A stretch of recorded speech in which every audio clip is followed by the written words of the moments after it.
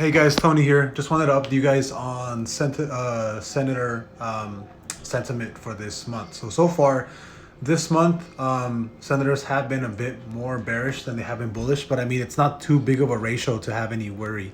The total trade value for everybody, really, the combined movement is about over $1 million. The one that actually has the most I guess, credibility here would be Susan Collins. That's the only one that I would probably actually look into.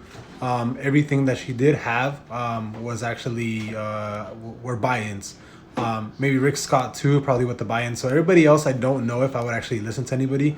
Thomas Carper would actually be pretty good. And the most things that were actually bought were the top traded tickers, as you guys can see down here, was actually Netflix, LDP, TT, and WIW. I don't know which one those actually are, but Netflix was actually the biggest traded one. So just updating you guys on Senator sentiment.